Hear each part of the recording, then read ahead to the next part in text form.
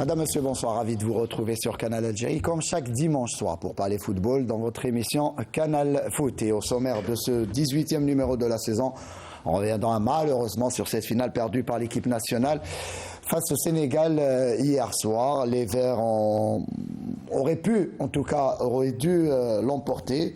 Malheureusement, le football, c'est comme ça. Donc, le Sénégal remporte ce CHAN en Algérie. Au terme des tirs au but, on reviendra sur cette partie, on analysera le parcours de l'équipe nationale durant cette compétition. On aura aussi les déclarations d'après-match avec l'entraîneur national Majid Bouguera et les joueurs. On parlera aussi, on reviendra sur la conférence de presse tenue hier avant cette finale, donc par le président de la Confédération africaine de football, Patrice Motsepe, qui revient lui aussi sur ce CHAN, l'organisation de ce CHAN, et se prononce aussi sur la CAN 2025 à laquelle l'Algérie espère en tout cas espère organiser en 2025. Et on terminera donc cette émission là aussi. On reviendra sur tous les aspects qui ont concerné ce CHAN depuis son début, à savoir le 13 janvier dernier jusqu'à cette finale disputée hier soir avec une cérémonie de clôture exceptionnelle en tout cas. Et voilà, donc c'est le sommaire de cette émission. J'ai le plaisir en tout cas d'avoir sur ce plateau d'éminents spécialistes, mais aussi on va dire notre ami, plus que le chargé de communication, le responsable média de la FAF, à savoir Saleh Beyboud. Saleh, bonsoir. Bonsoir Saïd, bonsoir à tous. Très heureux, très ravi de me retrouver encore une fois. On aurait aimé vous avoir avec nous avec la coupe, mais c'est comme ça, c'est le football. Bah, c'est le foot, hein. C'est le foot. Grosse déception, mais on est fiers d'être là aussi. Très très bien. Et à vos côtés, là aussi, entraîneur de football, Morad Wardi. Morad, bonsoir. Bonsoir, Saïd, au présent et à tous ceux qui nous regardent. De l'autre côté de la table, on retrouve Khaled Dikimesh. Khaled, bonsoir. Bonsoir Saïd, ravi d'être avec vous. Bonsoir mon ex-coach au niveau de l'équipe du MOP, avec qui j'ai eu un grand honneur de travailler. Et mon maître Kawa, avec qui j'ai été initié au poste de gardien de but. Eh ben, Abdennour Kawa, effectivement, toujours là, l'inamovible Abdennour. Bonsoir Abdennour. Bonsoir Saïd, très heureux d'avoir des amis parmi nous dans cette émission. On n'a que des amis parmi nous, Abdennour, soyez rassurés. Non, mais là, c'est un bon plateau. Hein. Là, on va bien parler football aujourd'hui. Et bonsoir à nos amis téléspectateurs, bien sûr. Merci Abdennour. Comme je vous l'ai dit, donc on va vraiment parler football aujourd'hui, revenir sur le parcours de l'équipe nationale et sur cette finale perdue. Malheureusement, l'équipe nationale qui termine le tournoi avec 0 but encaissé. On va dire, il n'y a pas eu de défaite en tout cas hier, puisque le match s'est terminé sur un score de parité 0 partout, mais la séance fatidique des tirs au but a souri donc à nos amis sénégalais, bravo à eux. Et justement, Sarah Delbel revient avec nous sur ce match à travers ce sujet. Comme dicté par la loi du sport, vainqueur et vaincu. Le 11 national n'est pas allé au bout du rêve et a perdu la première finale de son histoire. Une défaite amère pour Majid Bouguera et ses hommes, auteurs d'un parcours exceptionnel durant cette 7e édition du CHAN, avec 6 victoires réalisées, 9 buts inscrits et 0 but encaissé. Mais la chance a souri aux Lions du Sénégal, sacré champion d'Afrique après un match serré et équilibré. Le Sénégal s'est montré plus réaliste pendant la fatidique séance de tir au but. Déception pour notre champ, pour ses joueurs. Voilà, ça va faire longtemps qu'on travaille, 31 matchs, 2 défaites sans compter celle-là. On fait une compétition avec 0 but encaissé. On fait une compétition avec 0 défaite, sans compter les pénaltys, avec la meilleure attaque, avec le record de 9 points.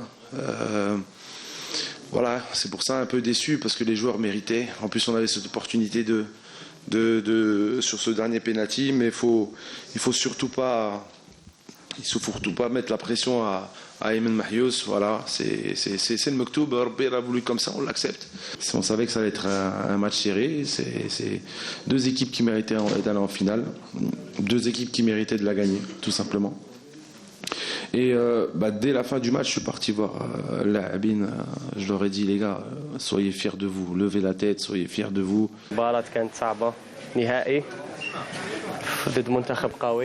C'était un match difficile devant un adversaire de taille. Nous sommes déçus et je peux vous dire que la chance n'était pas de notre côté. En tout cas, je suis fier de mes coéquipiers et d'être le capitaine de cette équipe. احنا فخورين باللاعبين هذوما فخورين بالمنتخب هذا فخور كثير اللي كنت قائد تاع هذا الفريق هذا. Le Magic et ses joueurs auraient voulu écrire une nouvelle page dans l'histoire du football africain devant un public algérien qui n'est plus à présenter et qui leur a donné de la force tout au long de la compétition. On remercie le Chab qu'ils ont été magnifiques. Eux, au Homa, ils ont remporté le titre des meilleurs supporters d'Afrique, de cette belle CHAN. C'est eux qui l'ont embelli.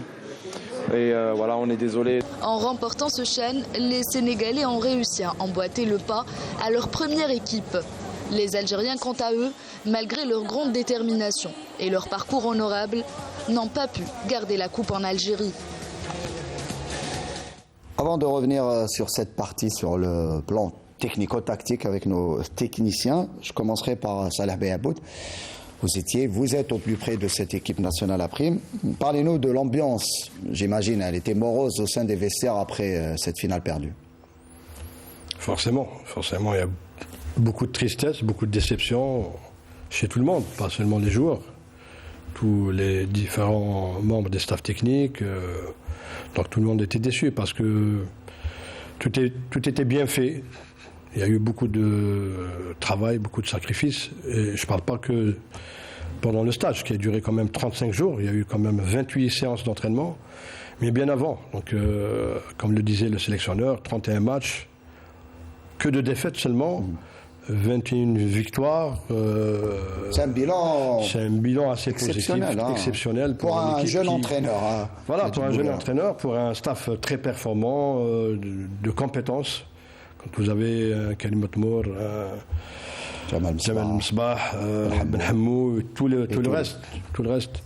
Donc c'est un staff qui a réussi à amener les joueurs à leur élever le niveau dans le travail, dans l'application, dans l'apprentissage de pas mal de choses. Et la preuve, c'est que malgré les départs de plusieurs joueurs, malgré les phases par lesquelles cette équipe est passée, parce qu'il y a eu avant la Coupe arabe, il y a eu une bonne partie de joueurs qui sont partis, il y a eu la Coupe arabe où d'autres éléments de la A sont venus se greffer pour ce tournoi spécialement. Après, il y a eu une deuxième phase, donc beaucoup de matchs, beaucoup de préparation, mais au bout, il ne manquait que cette cerise sur le gâteau. Malheureusement, ça s'est joué sur un coup de penalty. J'espère, comme l'a dit l'entraîneur, on ne va pas accabler longtemps le joueur, Marius. Je pense que dans sa tête, il voulait bien faire. Il voulait peut-être terminer le tournoi en apothéose, comme il l'a fait durant les deux premiers tirs. C'est le spécialiste. Voilà. Après, il y a toujours un adversaire en face, pas n'importe quel adversaire, qui a lui aussi réussi à étudier et le jeu de l'équipe nationale, mais aussi les individualités. On l'a vu, on l'a constaté sur le terrain, mais aussi le meilleur tireur et le meilleur buteur malheureusement, il termine meilleur buteur du tournoi, tout en ratant la balle de match. Là aussi, un match, ça tient à rien du tout. Mourad Ourdi, sur cette partie, quelle analyse faites-vous justement du rendement de l'équipe algérienne? Elle est simple. Hein. L'enjeu a pris le dessus sur le jeu. Il est fatidique, tir au but, ont confirmé par la suite ce qu'on voyait sur le terrain. Je crois que les matchs faits par l'équipe nationale, les premiers matchs, les 5 premiers matchs, ont donné peut-être raison à cette équipe. Et c'est une équipe qui voulait terminer cette finale trop rapidement. Et ils se sont mis plus à chercher la victoire, entre guillemets, n'importe comment, qu'à chercher le jeu, contrairement au Sénégal qui ont pris un petit peu le dessus dans la manière. Le Sénégal jouait, on va dire sans pression, là aussi, jouait à l'extérieur. C'est l'une des raisons que je vous dis, l'enjeu était plus fort chez l'équipe nationale algérienne. Donc je crois que parfois, il y a des matchs qui se terminent comme ça. On a cru que nous allons fêter ce CHAN, un parcours Quand on arrive à la séance des tirs au but, là, c'est 50-50 parfois, donc on ne peut pas être... Peut-être la chance a souri au Sénégal. Abdellah, là aussi, sur cette partie, sur cette finale, doit-on avoir des regrets pour l'équipe algérienne au vu de la physionomie de la partie? On peut revoir le match, on va se dire que la première mi-temps était dominée par les Sénégalais, globalement. On a senti une équipe algérienne mieux en jambes en deuxième mi-temps, mais au final, il n'y a pas eu réellement... on ne sentait pas cette fraîcheur offensive, en tout cas, chez les joueurs algériens. Non, maintenant, après le match, on peut refaire le match. Hein. Mais on est là pour refaire le match, justement, Abdellah. Il est vrai que le Sénégal a bien étudié notre jeu. Ça, c'est certain. On a vu, ils ont réussi à bloquer un peu les couloirs. D'abord, c'est une très bonne équipe. Je pense que cette finale a opposé les deux meilleures équipes de ce tournoi. Il est vrai que nous étions un peu dans l'euphorie. On a fait des matchs, on sentait que cette équipe nationale évoluait de match en match. Est-ce que le 5-0 nous a fait peut-être rêver un peu trop tôt? Vous savez, généralement on dit que le football n'est pas une science exacte. Dans la mesure, il n'y a que le résultat qui n'est pas une science exacte. Mais tout ce qui gravite, toute la préparation qui se fait, c'est une science exacte. Aujourd'hui, on ne doit rien laisser au hasard. Et moi, je pense que le staff de notre équipe nationale, à leur tête Majid, ont pratiquement cerné tous les problèmes. Le seul hic, c'est que pendant cette finale, on n'a pas pu nous exprimer comme il le fallait. Morad a parlé d'enjeux qui tuent le jeu. Je crois qu'il y a eu un excès de précipitation. On voulait coûte que coûte marquer le but. On voyait, et puis à un moment donné dans le match, on voyait les trois compartiments très très éloignés. Habituellement, on était en bloc, tout le monde montait en bloc. On a pratiquement laissé le milieu de terrain. Mais malgré cela, quand on revoit un peu les stats du match, nous étions pratiquement d'abord à égalité au niveau des chiffres. Et moi, ce qui me navre un peu, c'est que quand on voit un peu les tirs au but, l'Algérie a eu 17 tirs au but et le Sénégal 13. Sur les 17 buts... Vous parlez des tirs pendant le match, les statistiques du match, voilà. Pas les tirs au but, les pénaltys. Des tirs vers les buts. Les tirs cadrés. Non, 17 tirs. Des tirs globalement, voilà, cadrés et non cadrés. Il n'y en a eu que 3. Dont un qui était dangereux. Maintenant, quand on arrive à avoir 17 tirs, c'est qu'on s'est quand même créé des occasions. Mais malheureusement, les tirs qui montent aux tribunes, moi, je ne les considère pas tout ce qui est dans les buts. Et le Sénégal a su comment nous contenir. On est arrivé à la séance des pénaltys. On ne dit pas 50-50. On a senti, pendant cette séance, qu'on était crispés. On voyait les joueurs du Sénégal très décontractés. Et puis il y a une chose qui a fait la différence. Ce qui est logique, Abdellah, le fait de jouer devant son public. Il y a une chose qui a fait la différence dans ce match-là. C'est que nos joueurs étaient crispés, ça c'est certain. Et les joueurs sénégalais, qui sont composés de la majorité de jeunes joueurs... C'est des académiciens. Étaient dans l'insouciance. Ils n'étaient pas stressés, ils pouvaient développer leur jeu comme ils le veulent. Et puis on l'a vu dans les séances de tir au pénalty, ce sont des pénaltys qui ont été très très travaillés. Khaled, là aussi on va rester avec l'aspect technico-tactique, l'aspect tactique surtout avec, on va dire, cette première mi-temps dominée par les Sénégalais. Il y a toujours ce problème au milieu du terrain.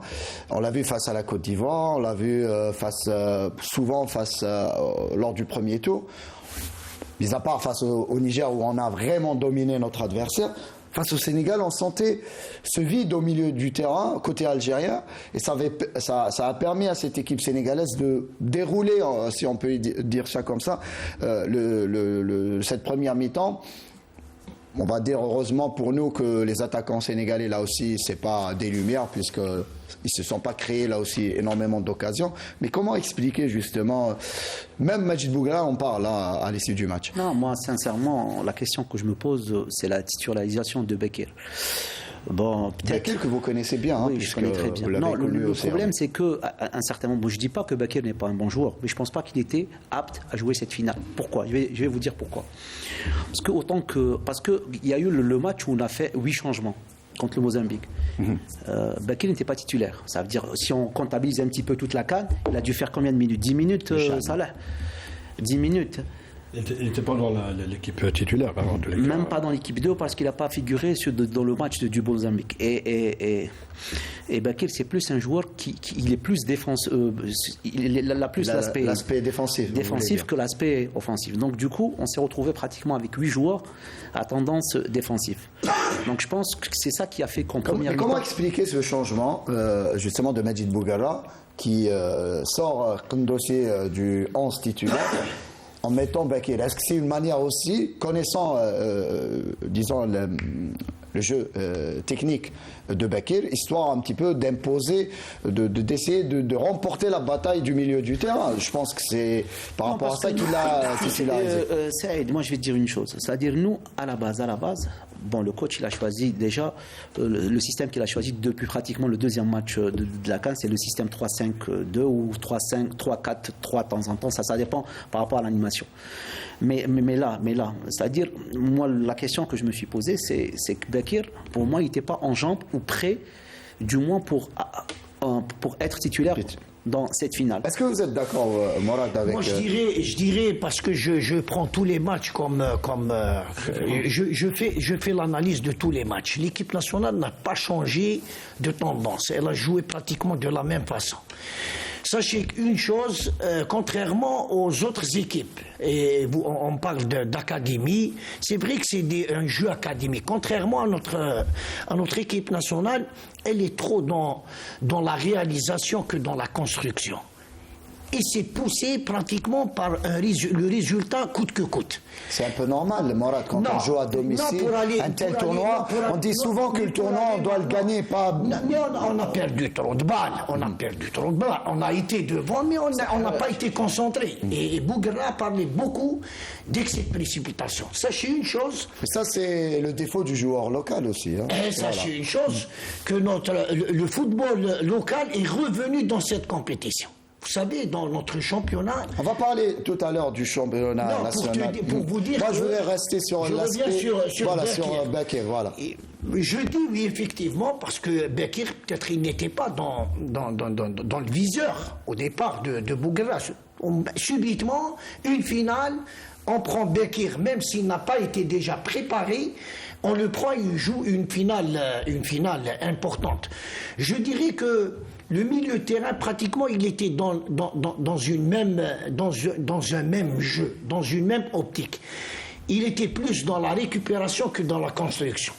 Et trop souvent, il faut rendre hommage aujourd'hui, si on parle de jeu offensif, aux deux latéraux qui ont fait un travail exceptionnel. Mais c'était le but de cette tactique.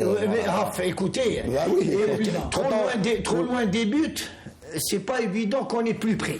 Donc le football, il faut aller et chercher les buts pratiquement plus devant que de les chercher de derrière. Oui, la poussée derrière, elle est là pour, comment dirais-je, prendre à défaut une défense ou un milieu de terrain. Mais pour aller et pour marquer, il faut pousser l'adversaire à faire des erreurs. Donc c'est l'une des raisons. Si on comptabilise les buts, à l'exception du match contre le Niger, c'est des buts inscrits sur des coups de pied arrêtés. Une chose, on a vu que ça s'est vraiment équilibré quand il y a eu le changement, quand un dossier est rentré. Ça s'est vraiment équilibré et ça a même basculé un petit peu de notre côté. Donc moi, c'est juste le petit truc. Après, pour moi, on aurait dû, c'est-à-dire sur les pénaltys, c'est du 50-50. On aurait dû quand même, pour moi, le match s'est joué pendant le match. C'est-à-dire la victoire s'est jouée pendant le match. Maintenant, en parlant de ce schéma 3-5-2, 5-3-2, on peut l'appeler comme on veut, est-ce que vous pensez que c'était le schéma adéquat pour l'équipe nationale durant ce tournoi? C'est qu'il a donné ses preuves, ce schéma. Hein. Bon, c'est un dispositif de départ. Attention, il faut pas confondre un schéma figé pendant les 90 minutes. Il y a des moments, en fonction de l'animation, on peut se retrouver avec 5 défenseurs, 4 milieux de terrain, un attaquant. Ça a pénalisé, par exemple, un Mziane. On l'a vu durant ce tournoi. Mziane, durant ce tournoi, n'a pas été étincelant, hein, il faut le dire. Malheureusement, il s'est retrouvé, c'est pratiquement un des seuls techniciens que nous avons qui était capable de... Mais le fait d'être esselé devant avec Mahiouz, ça a fait que il a payé un petit peu les frais de ce changement tactique moi, du je voulais deuxième revenir match. un peu, non, puisqu'on est en train de parler de dispositif, un dispositif, il est amovible, hein, il n'est pas fixe. Hein, en fonction du jeu, on peut se retrouver avec 5 attaquants, 2 milieux de terrain, 3 défenseurs, donc ça dépend de l'animation. Moi, ce que je voulais dire par là, c'est que pour rejoindre un peu Morad, pour rejoindre tout le monde, et on est pratiquement tous unanimes à le dire, il y avait de l'excès, on voulait marquer coûte que coûte, peu importe comment arriver devant les buts. Et c'est ce qui nous a fait défaut. Parce qu'habituellement, la majorité des matchs que nous avons vus auparavant, l'équipe, le jeu commençait à partir de Gundouz qui remettait le ballon, on essayait de construire. Maintenant, vous dites qu'on a voulu marquer dès le début du match et tout. Je vous écoute, hein, en tout cas. Mais cette équipe, cette équipe sénégalaise a pris aussi le monopole du ballon. Il faut aussi rendre hommage à cette équipe sénégalaise qui a mis, je pense que c'est l'adversaire qui a réellement mis en difficulté notre équipe algérienne. On a eu beaucoup de soucis contre le Sénégal jusqu'à la 70e minute. Parce que quand vous dites 70e minute, je m'excuse, je continue. Voilà. Quand vous dites qu'on a confondu vitesse et précipitation, c'est pas comme si on s'était créé énormément d'occasions. Donc à un moment donné, nos joueurs laissez-moi continuer pour ne pas perdre le fil de ce que je voulais dire. À partir de la 70e minute et pendant les 2 prolongations, on a dominé le jeu. Oui. On s'est créé des occasions. Sur ça, on est d'accord. La question qu'on se pose, pourquoi ne l'avoir pas fait avant? Bon, maintenant, est-ce que c'était... Parce que cette équipe sénégalaise nous avait mis en difficulté. Est-ce que c'était... Sur la 70e minute, c'est-à-dire que Kandoussi rentre à la 68e. C'est ça. Donc il y a eu un équilibre. Est-ce qu'il fallait changer Bekir à la pause, par exemple? Maintenant, on peut dire ce qu'on veut. Mais le fait est là, c'est que Bekir n'a pas donné ce qu'on attendait de lui. Peut-être que dans son idée, puisque c'était les 3 milieux de terrain du CRB en quelque sorte, donc il y avait des automatismes entre eux. Mais malheureusement, ça n'a pas tellement fonctionné parce qu'il fallait être dangereux devant. Bon, quand on revoit un peu les chiffres, moi je vous l'ai dit tout à l'heure, 17 tirs vers les buts, et il y en a 3 de cadré. C'était un match fermé, hein, même du côté sénégalais, il n'y a pas eu énormément d'occasions. Il faut tirer quand même chapeau au Sénégal. On va en parler du Sénégal dans quelques instants. On va écouter Majid Bouguera à l'issue du match en conférence de presse qui parle justement de son avenir et tient surtout à saluer une nouvelle fois les joueurs. C'est mon avenir, c'est pas du tout d'actualité, c'est pas le plus important. On verra avec le président, Inch'Allah. Et pour les joueurs, merci, c'est important de les féliciter. Déjà, on félicite le Sénégal, on n'oublie pas. On savait que ça allait être un match serré. C'est 2 équipes qui méritaient d'aller en finale, 2 équipes qui méritaient de la gagner, tout simplement. Et dès la fin du match, je suis parti voir la Abine. Je leur ai dit, les gars, soyez fiers de vous, levez la tête, soyez fiers de vous. Voilà, le penalty, c'est comme ça, c'est double tranchant et voilà, il faut relever la tête. Vous avez encore une carrière devant vous. Il y a des matchs de Champions League pour certains. Il y a le championnat. Il faut vite repasser à autre chose. Moi, en tout cas, que je gagne ou que je perds, je repasse très vite à autre chose. Voilà. Quand tu sais que tu as fait le travail, voilà, avec le staff, je remercie tout mon staff. Quand tu sais que tu as fait le travail, t'as pas de regrets. Et c'est ce que j'ai dit aux joueurs. N'ayez pas de regrets. Vous avez tout fait depuis 1 an et demi avec des super stats. Donc voilà, on accepte tout. Alhamdulillah, voilà. Dieu nous a donné beaucoup de bonheur aussi pendant. Je parle à mon staff et moi et mes joueurs. Voilà, ça discute. Hein. On revient sur ce match évidemment. Salah Beaboud, là aussi. On va rester avec cette partie, avec cette finale, mais aussi on parle d'ores et déjà, on a beaucoup parlé de l'avenir de Majid Bouguera par la tête de cette sélection, puisque je pense qu'il n'y a pas de perspective à l'avenir pour cette équipe. Oh que si, normalement il y a déjà la Coupe arabe, il y a le Chan aussi, qu'il faudrait... Le Chan, en quelle année Non, mais s'il respecte Dans 2 ans. Dans 2 ans, exactement. Mais il y a la Coupe d'Afrique. Il y a 2024, la Coupe d'Afrique en Côte d'Ivoire. 2025, la Coupe d'Afrique. Bon, on ne sait pas encore. Oui, mais la Coupe d'Afrique de 2024, c'est une Coupe d'Afrique, c'est l'édition 2023. Oui. Donc, est-ce que vous pensez qu'on peut organiser un Chan et une CAN la même année? Oui, et l'édition, celle que nous avons organisée en janvier 2023, c'est celle de 2022. C'est 2022, oui. Donc il y a eu un décalage. Donc forcément, on va revenir au même rythme. Est-ce qu'on peut organiser deux compétitions d'envergure comme celle de la CAN et du CHAN la même année, si je parle de 2025 par exemple. À partir du moment où il s'agit de joueurs locaux, voilà, peut-être que la CAF prendra une résolution pour ouvrir un peu aux joueurs africains mais qui ne sont pas forcément locaux. Donc il y avait cette possibilité dont il a été question. Mais sinon, ça ne dérange pas que ce soit sur la même année, à partir du moment où ce sont deux compétitions, surtout si ça s'organise dans deux pays différents. Donc, je vois pas. Ce qui est certain, c'est que la CAF aujourd'hui tient vraiment à cette compétition, à ce CHAN. D'ailleurs, elle vient de le doter d'une meilleure, sur le plan financier, prime. Et puis, vu que l'Algérie a organisé de manière excellente cette compétition, donc c'est une belle exposition pour le football africain continental pour les joueurs locaux. Abdennour, le président de la Fédération algérienne de football, s'est exprimé à ce sujet lors de l'interview qu'il a accordée à Canal Algérie. Pour lui, pas question de laisser partir Majid Boughara et son staff. Pas question, mais je suis désolé, c'est pas le président qui décide. Hein. C'est à l'entraîneur de prendre sa position. Moi, je pense que déjà, Majid s'est prononcé. Il a dit qu'il souhaiterait, pour avoir beaucoup plus d'expérience, de travailler avec un club où il travaillerait au quotidien pour prouver un peu. C'est vrai qu'en équipe nationale. Et il est fortement sollicité, Majid Boughara. Mais en équipe nationale, c'est un peu différent. Ça, on se retrouve, même s'il travaille depuis une année et demie, si on fait le compte un peu des différents stages qu'il a fait, il ne dépasse pas 4 ou 5 mois dans l'ensemble. Donc, ce n'est pas un travail permanent. C'est un autre métier. Voilà. Donc, il a envie d'avoir cette expérience au niveau de club, peut-être pour rebondir plus tard à une équipe nationale de plus grande envergure. En tout cas, Majid Boughara a déclaré qu'il aura un face-à-face, en tout cas avec le président de la fédération. C'est ce qui est programmé. Prévu, c'est de faire d'abord le bilan, le vrai bilan. Ça sera quand, Salah ? Dans les jours qui viennent. Donc chacun a fait une déclaration, après il doit y avoir une convergence pour d'abord faire le bilan et après se projeter.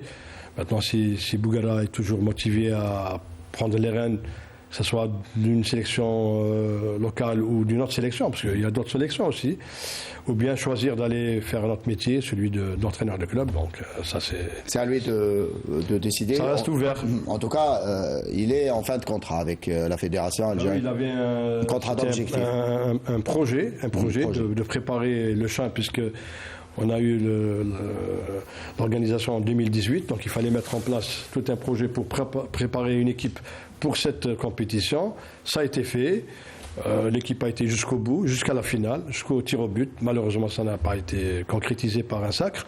Mais après, on tourne la page et on se projette rapidement. Parce que dans le football, ça va vite. Ça va très vite. Ça va vite, effectivement.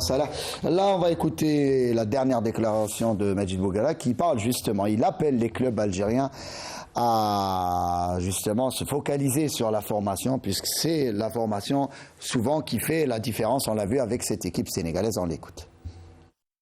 Pour résumer la chose, c'est que nous, on est des sélectionneurs, pas des formateurs. Et c'est le résumé de la chose. C'est-à-dire que on a perdu, entre guillemets, si je peux pas dire perdu, mais justement dans des fois dans les b.a.-ba du football. Et des choses que normalement que tu travailles dès la formation, que tu répètes. Donc nous, il faut juste prendre conscience qu'il faut faire des centres de formation. On n'en a qu'un aujourd'hui. Vous imaginez, on n'a qu'un club qui fait le centre de formation qui est Paradou. Et on a vu, il y a beaucoup de joueurs qui sont partis en Europe. Donc imaginez-vous tous les clubs, s'ils le font en même temps. Ça donnera plus de joueurs pour le championnat, c'est-à-dire le niveau s'élèvera, ça passe par là. C'est les centres de formation qui élèveront le championnat. Il n'y a pas de truc, même si tu mets un beau terrain, des beaux stades, si c'est toujours la même chose, il n'y a pas de formation. Donc on n'ira nulle part. Donc voilà, il faut être positif, il y a des nouveaux stades. Peut-être cette chaîne va faire réveiller les consciences, j'espère. Et le jour qu'on aura des centres de formation, le football algérien s'élèvera et on verra beaucoup plus de joueurs, que ce soit en équipe A ou en Europe. Voilà, Dourdé, vous parliez tout à l'heure de l'importance de la formation et on l'a écouté, Majid Boughara, qui insiste là aussi sur le travail que devraient faire justement les clubs algériens, mis à part le Paradou. les autres clubs ne forment Malheureusement, on fait le constat au sommet, alors que le constat il doit se faire à la base, parce qu'on parle de formation. Ce constat, on l'a fait depuis que j'étais gosse. Mais on n'a pas créé la Lune. Tout le monde parle de formation, mais jusqu'à preuve du contraire, personne ne bouge. Beaucoup d'argent qui circule. Malheureusement, un pays où on a enfanté des grands noms du football devient un pays qui n'a rien du tout. C'est dommage. Et on se compare aujourd'hui, on m'excuse, je m'excuse auprès de nos frères sénégalais, malgaches, on parle du Sénégal, on parle de Madagascar, on parle du Niger, on parle de ces pays, alors que l'Algérie est un pays pionnier sur ce plan-là. On a eu de grands noms de footballeurs par le passé. Aujourd'hui, c'est pratiquement plus rien. Effectivement, le sélectionneur, on parle de l'équipe A, on ne parle pas des catégories jeunes.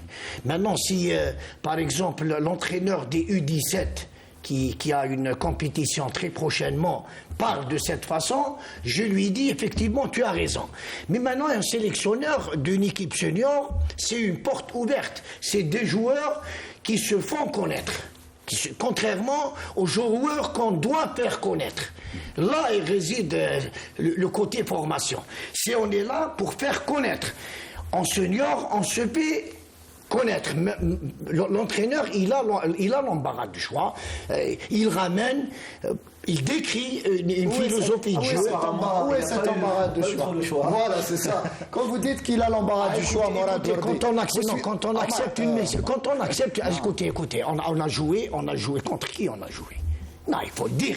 Effectivement, on a un problème, on a un déficit à la base. Mais au sommet aujourd'hui, prendre une équipe de seniors, pour moi, avec bien sûr à l'actif, il faut le dire, contrairement à ses prédécesseurs, il faut le dire. Il a eu ce qu'il voulait. C'est vrai qu'il a travaillé avec un groupe, ensuite, il y a des joueurs qui sont partis, et c'est tant mieux pour notre football, parce qu'on n'a pas de perspective.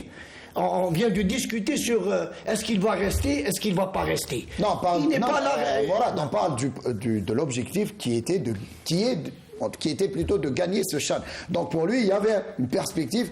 Il a été désigné à la tête de cette sélection pour remporter ce CHAN. Oui. Après, vous parlez de joueurs qu'il avait l'embarras du choix, c'est pas ce qu'il dit. Et je pense on ne vient pas découvrir. Quand on accepte une mission, ça veut dire que quelque part... Oui, ça, on le savait. Pas découvrir. Non, mais lui, il donne des explications. Oui, je suis... Loin de moi l'idée de le défendre. Il a raison. Il a dit des choses claires. Tout le monde, à chaque fois, on le répète. Mais aujourd'hui, quand on accepte une mission, c'est-à-dire il n'est pas venu de Mars, il connaît un petit peu le football algérien puisqu'il était joueur de l'équipe nationale. Il connaît ses problèmes.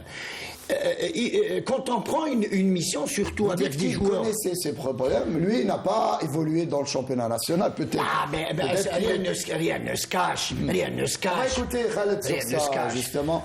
Après lui... On va dire malheureusement pour lui, heureusement pour l'Algérie, pour les joueurs qui ont pu quitter le pays pour aller s'exporter ailleurs. Mais pour Medjid, ça a été compliqué. Chaque mercato, ça a été difficile pour lui. Mais bon, Saïd, sincèrement, il faut dire une chose. C'est que Saïd, plutôt ce Bougra, c'est un entraîneur très jeune. Qu'on le veut là ou non. Aussi, voilà. Il n'a pas énormément d'expérience. C'est-à-dire, pratiquement, il a pris un club au niveau de Foujaïra. Et après, tout de suite, s'est retrouvé au niveau de notre équipe nationale. Il a fait un très très bon boulot pour moi, sincèrement. Mais très souvent, on dit que les anciens joueurs sont marginalisés. Il faut leur donner la chance. Je pense que c'est une bonne chose de voir des joueurs comme Bougra, Karim Matmour, Masbah et d'autres, peut-être les Ziani et compagnie. Non, je suis entièrement d'accord. On parle que de l'équipe après. Non, je suis entièrement d'accord avec toi, Saïd, mais moi je parle d'expérience. Parce qu'un entraîneur, déjà à la base, pour prendre une sélection, il faut déjà... Oui, un parcours en club. Exactement, ça facilite beaucoup plus la chose. Maintenant, lui, il s'est retrouvé avec un club. Je dis qu'il a fait un très très bon travail. Il avait deux objectifs à signer, la Coupe arabe. On l'a gagné haut la main. Là, le CHAN, il y a eu cette histoire de pénalty, ça a basculé du mauvais côté pour nous. Mais par contre, le parcours reste exceptionnel pour moi. On a marqué 9 buts, on a 0 but encaissé. C'est ça. Après, comme il a dit, notre championnat, on le connaît, il y a un déficit au niveau de notre championnat. Mais il y a une chose aussi.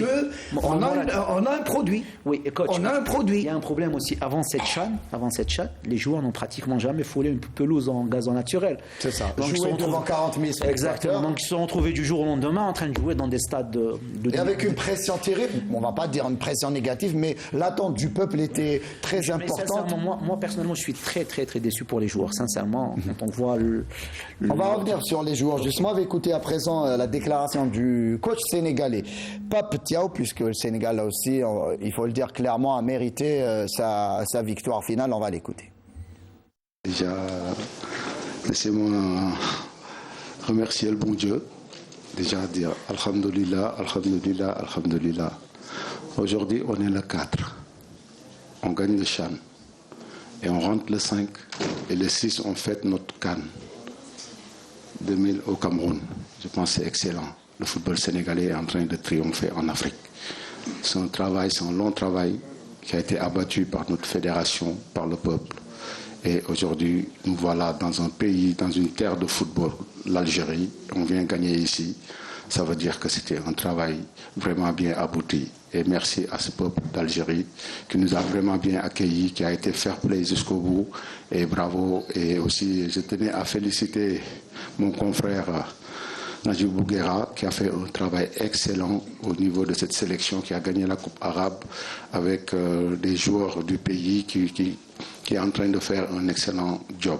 Et bravo à lui. Aujourd'hui, il fallait avoir un perdant, c'est lui le perdant. Mais il mérite de gagner. Et il l'a montré tout le long de ce tournoi. Et bravo à lui, et aussi bravo à la fédération algérienne avec ses beaux stades qu'on voit. Vraiment merci, comme on dit, soukran, soukran. Shukran. Merci à vous aussi, Pape Thiaw. Très sympathique, le coach sénégalais. Sur cette équipe sénégalaise, là aussi, Abdenour, il faut être fair play, comme l'a été le public algérien, connaisseur, qui a applaudi cette équipe sénégalaise dès le coup de sifflet final, malgré la frustration de cette... J'étais au stade. Je pense qu'ils ont applaudi plus notre équipe que l'équipe sénégalaise. Ils étaient reconnaissants. Oui, pour l'équipe algérienne. Oui. Mais par la suite, il y a eu... les joueurs sénégalais ont fait une tour de stade. J'étais tellement déçu. Mais ils ont eu droit à des applaudissements du public algérien. C'est juste pour dire que là aussi, le Sénégal n'a pas volé sa victoire finale au final. Absolument, tout comme nous, si nous avions gagné, on n'aurait pas volé. Donc je vous l'ai dit, ce sont les deux meilleures équipes du tournoi qui ont fait cette finale. On sentait chez le Sénégal une équipe qui était aussi déterminée que nous, sinon plus. Et puis moi j'ai bien aimé cette équipe dans la mesure où elle est composée de la majorité de jeunes joueurs. Donc qui sont bien évidemment issus de la fameuse génération foot. Et il faut le rappeler que Mané est passé par là. C'est ça. Donc c'est une équipe. Le joueur qui était à Marseille, pas mal de. Donc c'est une académie qui travaille, qui doit travailler, qui produit. Et la preuve, on a vu des jeunes aujourd'hui. Et ce qui m'a encore stupéfait, c'est un peu leur innocence. On voyait des jeunes jouer. 18-19 voilà, ans. 18-19 ans, 23. Il y avait deux joueurs, je crois, de 29 ans, de 27 ans, mais la majorité. C'était des jeunes. D'ailleurs, même le gardien a 21 ans. Un gardien qui fait 2,5 m, qui a une envergure extraordinaire. Donc, un peu cette insouciance qui a peut-être fait la différence. Hein. Ils jouaient décontractés, ils ont, surtout quand on voit un peu la série de tirs au pénalty.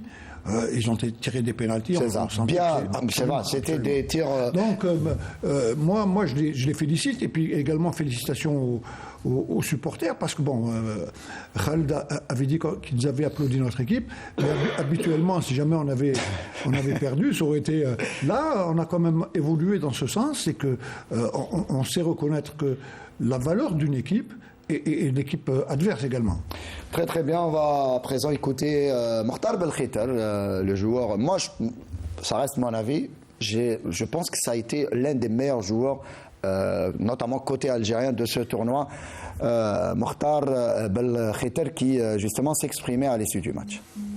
ما كتبتش درنا اللي علينا في التونوا كامل ما منكسين حتى بيت ربحنا كامل لي ماتش جات لا فينال ضربات الجزاء كما نقولوا ضربات حظ جاتنا لا شونس مي الله غالب واش راح نقولوا نطلبوا الاعتذار من الجمهور هذا وكنا حابين نهديو الكاس هذه لخونا بلال الله يرحمه اللي كان الوالي تاعو حاضر معنا بالك هذه حاجه اللي غادتنا بزاف مي ما لازمش نهربوا من حاجه ماهيش كاتبه دونك الحمد نشكر كامل اللاعبين والطاقم سواء طاقم فني طاقم طبي فوتنا دي بون مومون الله غالب هذا هو الفوتبول لازم ناسيميو مش بصحتهم السنغال هذه هي فوتبول. Parce que j'ai bien aimé la réaction des joueurs algériens à l'issue du match et on a tendance à tirer sur les joueurs locaux en disant que les joueurs ne sont pas formés, qu'ils s'expriment mal. Mais un joueur comme Mortal Belkhiter, Abdellaoui, Mahiouz, là aussi Mahiouz qui malgré son penalty raté, s'est exprimé devant les médias, a parlé, revenu sur son match. Et ça, c'est tout à l'honneur de cette équipe, de ces joueurs, Salah. Oui, déjà moi, je dois les remercier à titre personnel parce que... C'est vrai. Pour votre tâche, ça a été assez facile. Pendant tout le stage, les faire ramener à chaque fois au niveau de la zone mixte, pour les conférences de presse. Même si c'est des obligations CAF, mais... Non, ce sont des obligations certes, mais souvent les joueurs n'ont pas vraiment envie de s'exprimer. Mais là, je les salue parce qu'ils ont joué le jeu, ils étaient tout le temps disponibles.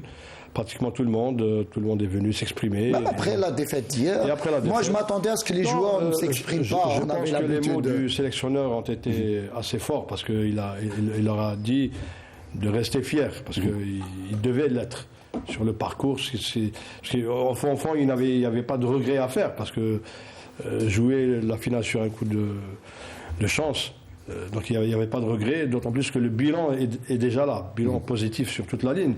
C'est vrai qu'on peut disserter pendant longtemps sur la façon de jouer, sur la finition, sur les 30 derniers mètres, etc. Mais je pense que les joueurs étaient méritants, ils avaient bien bossé, il fallait les voir à l'entraînement, tous s'impliquer, y compris les joueurs qui ne jouaient pas, on en parlait tout à l'heure.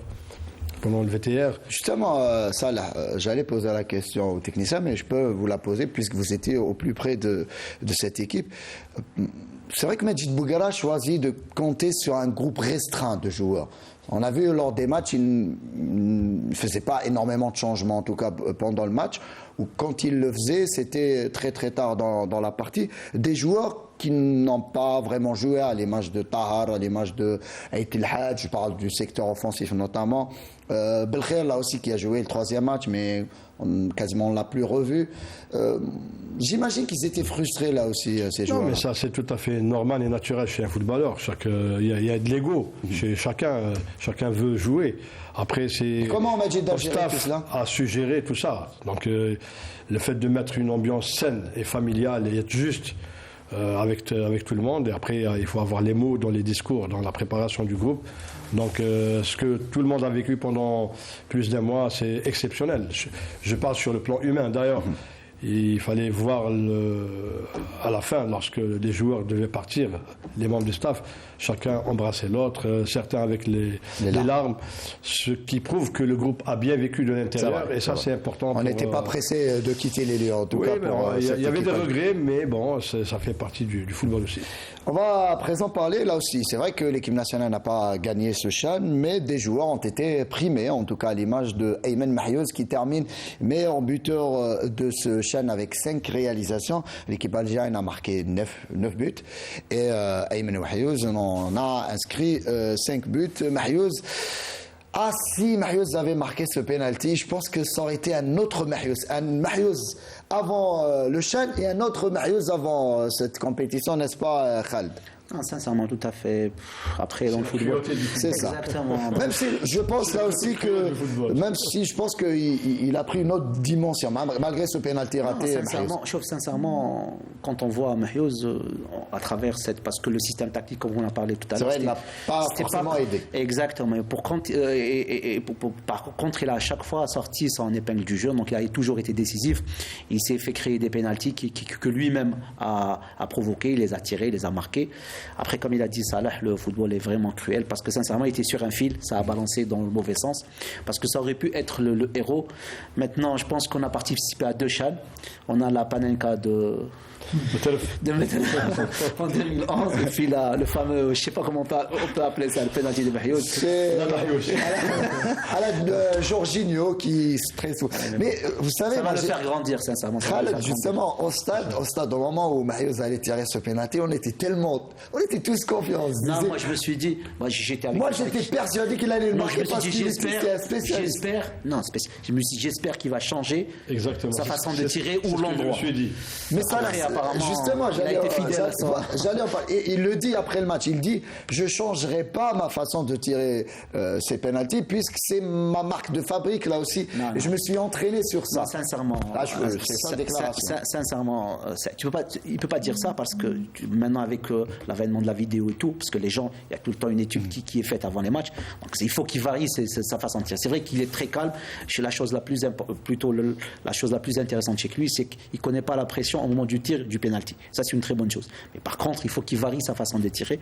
Comme ça, il va prendre les gardiens à défaut. Abdelno, justement, vous rejoignez Khaled quand il dit que, j'imagine que le gardien sénégalais, là aussi, a bien étudié. Bien sûr.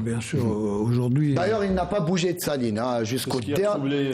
Qu'est-ce qu'il a troublé? Voilà. Mais même en tirant ces pénaltys, il l'a raté. Il l'a pas raté dans sa frappe. Il l'a donné au milieu des buts. Habituellement, les pénaltys qu'il fait, il les met petit filet. Là, il l'a donné pratiquement dans la périphérie. Parce que le gardien ne lui a pas donné de direction, final, puisqu'il est resté tout le monde. Sur sa ligne. Rappelez-vous les Coupes du Monde, un Baggio en Coupe du Monde qui fait éliminer l'Italie. C'est ça le football. Et c'est un peu pour nous la déception, mais c'est le charme des équipes qui la remportent. Donc, est-ce que Guendouzi aurait pu... C'est des pénaltys très difficiles. C'est ça. Je vous l'ai dit. Vous savez, un pénalty qui est tiré. Même si tu pars du bon côté, si jamais le pénalty est tiré à peu près à 1,50 m de hauteur, 1,50 m jusqu'à là, imparable pour un gardien de but. Parce que généralement, le gardien de but, c'est dans sa périphérie. Donc il y a aussi la puissance de la absolument. Fait la différence. Sur Mériseg, là aussi, est le meilleur joueur du tournoi par la CAF. Mourad, est-ce que c'est mérité pour Mériseg? Moi, je dirais, si vous me permettez, je reviens un petit peu sur l'ensemble des joueurs, parce qu'on les a attaqués à chaque fois Qui les a attaqués? On attaque trop souvent. Non, le joueur local, globalement. J'écoute. On attaque trop souvent le joueur local. C'est comme si le football est devenu un football des locaux, un football de je ne sais pas qui. Non, le football, il est le même. Mais non, bien sûr. Sincèrement, je me dis, est-ce qu'on est réellement dans non, mais c'est les conditions. De football. Mourad, vous décortiquez chaque semaine les matchs du championnat d'Algérie. Vous savez les problèmes qui sévissent dans le football algérien, le football local. Nous-mêmes, on le dit, quand un bon joueur est là, quand le championnat fait, on découvre un nouveau joueur, il faut l'aider à s'exporter ailleurs. Notre football est pris par autre chose. Il n'est pas pris par le talent. Le talent existe. Oui, ça, on est. Je vous dis une chose, c'est des joueurs talentueux. Je reviens sur Belkhiter. C'est derrière Belkhiter qu'on va essayer de faire une analyse profonde sur le pourquoi un joueur pareil. Parce qu'on doit découvrir le talent à un âge avancé. Pas quand il va terminer sa carrière, je crois qu'il a 31 ans. On est très en retard par rapport à la découverte de ce joueur-là. Ouais, il était en sélection, mais après, il aurait pu. Après, son niveau avait régressé. Non, il faut le prendre. Le niveau baisse. Mais trop souvent, on laisse à l'écart les joueurs qui ont le mérite, qui ont le talent, ils s'avèrent qui ont quelque chose à démontrer. On les laisse parce qu'ils sont plus productifs aujourd'hui. La production, elle reste fidèle à ceux qui l'ont. Donc je dirais c'est derrière Belkhiter parce que c'est un joueur sincèrement et je reviens un peu sur Mahiouz. C'est vrai que c'est une marque de fabrique mais un peu comment dirais-je, risquée. C'est une fabrique un peu risquée. Hein. Dans le football, moi, j'avais peur, même sur les 2 pénaltys qu'il a inscrits, je me suis dit, hein, il faut le faire. Hein. Il faut avoir du cran pour tirer comme ça. Maintenant, s'il refait à chaque fois et que ça lui réussisse dans le championnat, ça veut dire que nos gardiens de but, je ne sais pas s'ils sont ici ou s'ils sont dans une autre planète. Ce qui est sûr... Sur Mélisek, pour conclure rapidement. Mélisek, pratiquement, il le mérite. Il peut faire mieux. Il peut faire mieux. Il est trop dans le latéral. Je pense que Mélisek aurait pu faire mieux. Il faut le lâcher. Comment le lâcher? Parce qu'il est resté trop souvent dans la récupération. Mais quand on joue à 3 défenseurs, on libère les latéraux. Parfois, on oublie qu'on doit mener des actions offensives dans la profondeur. On devait libérer un petit peu Mélisek offensivement et faire sortir un des 3 axiaux comme récupérateur. C'est ça un mouvement de l'équipe. C'est ça un mouvement d'équipe. Oui, le mouvement d'équipe, on est d'accord. Ce qui manquait dans l'animation. Parce que voilà, monter d'un cran. Exactement. Le football, c'est quand on libère, quand on est dans le jeu, on libère des postes. Celui qui libère un poste, c'est l'autre qui vient et il fait le travail de celui qui a libéré le poste. On avait 3 défenseurs pour un attaquant. Et sincèrement, il fallait qu'il y ait de décalage de zone à zone. Donc j'aurais aimé voir Mélisek encore dans l'offensif. Dernière question, quel joueur a marqué des points pour intégrer en tout cas l'équipe nationale A au mois de mars prochain? Jamel Belmadi a suivi cette compétition de plus près. Est-ce qu'on peut parler d'un Blade qui a fait oui. Voilà, Blade, le gardien Gundouz, effectivement. Abdellaoui, il a confirmé toute son aisance. Hein. Dans l'axe, pas sur les côtés, dans l'axe. Pas sur, oui, en tant que joueur axial, dans la couverture, il a fait... Est-ce que vous êtes d'accord, Blade, je disais Gundouz. Je pensais qu'il peut intégrer aussi, oui. On a un problème évident. Il a les capacités, les qualités. On a un problème. Moi, je pense que celui qui sort du lot, c'est bien Blade. Moi, j'étais vraiment. Il a fait un parcours sans reproche, très sobre, très propre dans la relance, très calme, très intelligent dans son placement. Pas beaucoup de fautes. Pratiquement pas. Et ça, c'est un poste vraiment à promouvoir au niveau de la A parce qu'il y a une reconstruction dans ce poste. Non, donc ça peut lui ouvrir. Bien garni aussi. Oui. Imaginez une défense à 4. C'est pas la même chose. C'est comme ça qu'on voit l'efficacité d'une paire axiale. Parce qu'aujourd'hui, au niveau de la A, les Belhamri, il n'y a plus les Belhamri, il n'y a plus les Mondi. Il y a une relève sûre. Il y a une relève sûre. On a fait un choix. Les autres, ils nous excusent. Mais je crois qu'il y a un potentiel. Il faut le dire. Il y a un potentiel. Il ne faut pas enterrer tout de suite le produit local. Jamais, pas du tout. Pas du tout, Morad. Merci en tout cas. On passe à présent à l'organisation de ce CHAN avec le président de la CAF, Patrice Motsepe, qui a animé hier une conférence de presse. Et justement, en préambule, il a tenu à remercier les pouvoirs publics, à leur tête le président de la République, justement pour tous ces efforts, en tout cas déployés par l'État algérien pour garantir la réussite de ce CHAN. On l'écoute. Je dois d'abord remercier le président de la République, M. Abdelmajid Tebboune, pour l'accueil formidable qui nous a été réservé lors de ce CHAN et tout le soutien qu'il nous a fourni pour réussir cette compétition. Tout a été impeccable, à commencer par la qualité des infrastructures mises à notre disposition, en passant par le niveau élevé de la transmission télévisée de l'événement et en arrivant à l'engouement populaire exceptionnel affiché par le public algérien. Attends. Voilà, on est en direct avec justement parler de Motsepe là aussi qui a encensé l'Algérie justement pour tous les moyens mis à disposition de la CAF notamment, puisque c'est la CAF au final qui organise c'est un événement CAF. C'est une compétition CAF.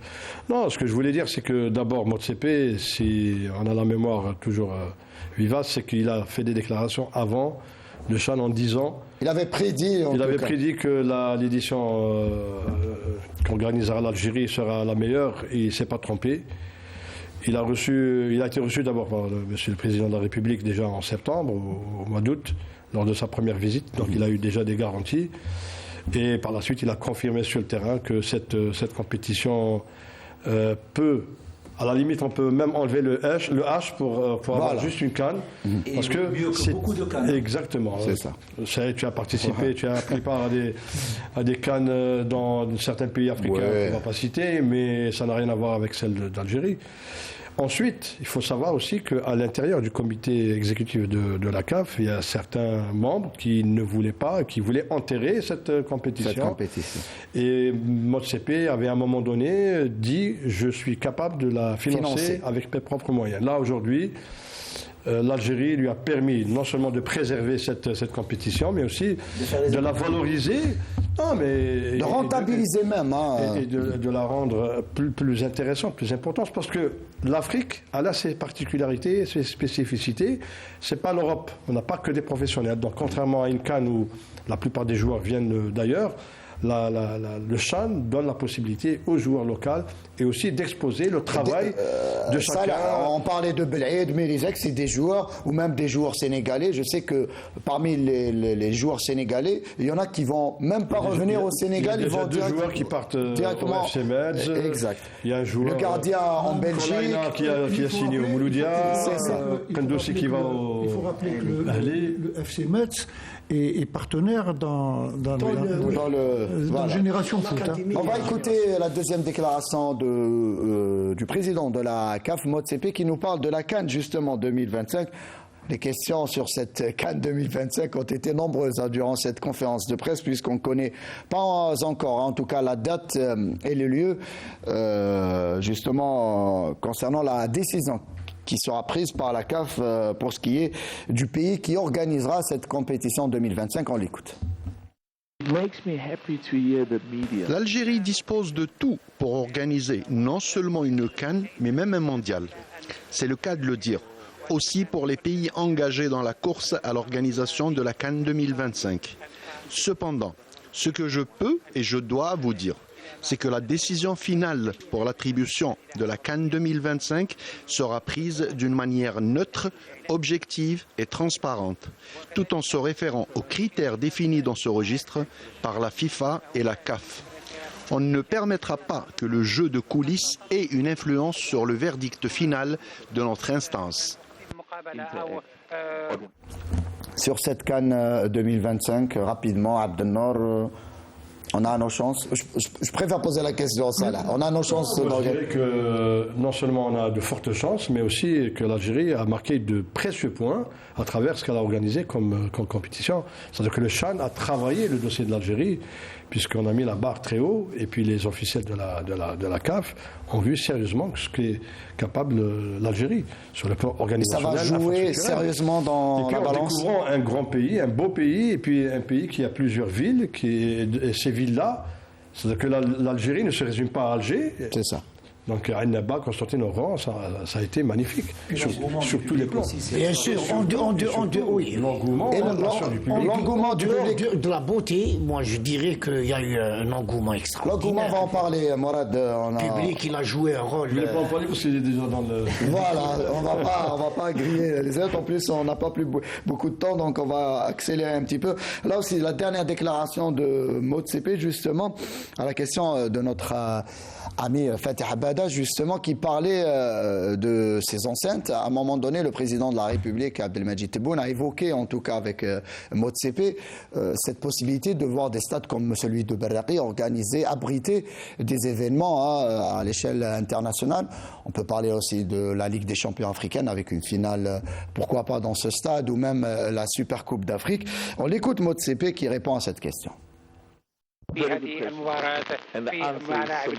En effet, c'est une excellente question.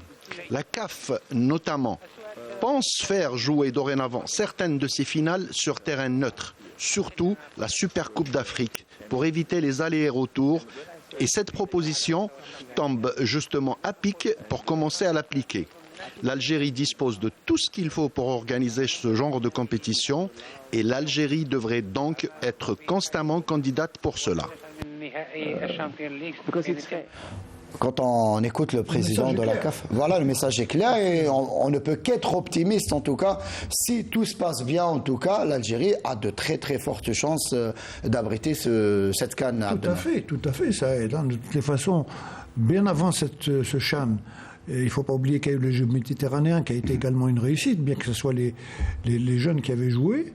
Donc on a encore donné une image forte de l'Algérie, ne serait-ce pas uniquement qu'Alger, puisque nous sommes en train de parler des différentes villes, Constantine, Oran, Annaba, et qui sont très accessibles. C'est une demi-heure, 40 minutes de vol. On l'a vu, le président de la CAF, à 17h il était à Oran, à 20h il est à Alger, donc ça c'est déjà un acquis. Alors les infrastructures sportives existent, les hôtels aussi.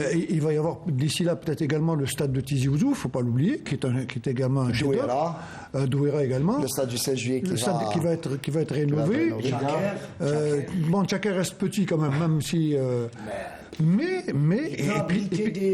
non seulement les infrastructures sportives, mais les infrastructures hôtelières également. Maintenant, nous avons des hôtels à travers le territoire national qui ont 4-5 étoiles et sinon plus. Et justement, l'autre invité de l'Algérie, à savoir El Hadji Diouf, on le connaît, on connaît ses sorties médiatiques. En tout cas, lui, quand il dit quelque chose, très souvent, il est franc, donc on ne peut pas dire que El Hadji Diouf dit, en tout cas, voilà, exactement. Et justement, je lui ai posé la question sur cette CAN 2025. Est-ce qu'il pense que l'Algérie justement mériterait d'organiser cette CAN 2025? Écoutez bien sa réponse. Moi, je dis que l'Algérie mérite même d'organiser une Coupe du Monde. Quand j'ai vu les installations, quand je vois aujourd'hui les routes, je sais au niveau des hôpitaux, je sais au niveau ce que ça demande d'organiser, l'Algérie est capable d'organiser une Coupe du Monde et est capable d'organiser la Coupe du Monde, la Coupe d'Afrique 2025. Mais par contre, il faut qu'on se dise la vérité. Organiser, c'est pas seulement parce qu'on a tout ça. Maintenant, il faut avoir un peuple aujourd'hui qui comprend et qui joue le jeu. C'est qu'un peuple aujourd'hui qui sera là derrière l'événement et qui sera à la hauteur de l'événement. Vous savez bien que on sait que le peuple algérien aime le football et le peuple algérien est joueur.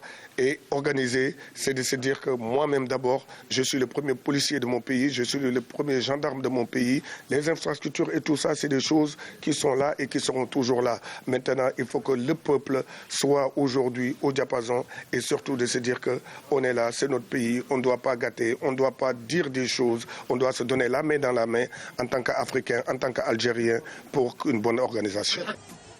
Salah Beybout, ce n'est pas un Algérien qui le dit, c'est un Sénégalais, c'est un étranger. D'abord pour son franc en parler, et puis il dit vrai, parce que tout simplement, le peuple algérien, il a été à la hauteur. Donc en plus de l'engouement, il y a eu cette passion, mais aussi le comportement dans le stade, où on avait retrouvé des familles qui venaient au stade. Les gens n'insultent plus au stade. Quand il y a des familles, le respect des hymnes nationaux, c'est ça. Moi, applaudir les adversaires. Donc ça, c'est des choses très très importantes. Et c'est ça qui pèse également dans une candidature. En plus des infrastructures sportives. Je vous dis que l'Algérie a marqué de précieux points par rapport à sa candidature. Même le président de la FIFA, Infantino, a justement salué les efforts. Ce que les officiels, et Motsepe et d'autres ont ressenti, c'est cette presque harcèlement des Algériens. C'est ça. Ils veulent. Et ça, et moi, j'ai bien aimé ça lors de la conférence de presse. Et même les journalistes étrangers, les journalistes africains, je cite nos amis de la Côte d'Ivoire, du RDC Congo, du Sénégal, voilà. Là, même les journalistes, ils ont reconnu, en tout cas, ils étaient éblouis par tout ce qu'ils ont vu en Algérie. Et pour eux, sincèrement, c'est logique que l'Algérie gagne cette organisation. C'est quel match qu'il y a eu 20 000 supporters? Il y avait presque 50 000 billets vendus. Voilà. Imagine demain, dans une CAN 2025, en Égypte, par exemple Tunisie, le stade il sera plein. Guichet fermé. Guichet fermé, effectivement. Et justement, sur la réussite de ce CHAN. Et même, si tu permets, Saïd, quand on voit la cérémonie d'ouverture et la cérémonie de clôture, c'est magnifique. C'est-à-dire que ces stades-là peuvent aussi être utilisé pour d'autres manifestations. Et j'espère justement, j'espère que pour rentabiliser. Voilà, j'espère que au ministère de la Culture on pense à ça justement. Je vais vous donner la parole dans quelques instants. C'est passé comme ça les supporters. Hein. On va en parler, Morad. On va en parler. Les supporters, je vais vous donner. Pour moi, c'est important. On a un sujet sur ça. Donc, c'est l'âme. Il faut lui donner le sujet. Exactement. Je vais vous donner la parole dans quelques instants. On va commencer par ce CHAN, justement, cette organisation parfaite de ce CHAN, résumée en tout cas par Sarah Delbel, qui revient en tout cas sur ces 3 semaines de compétition. Voilà.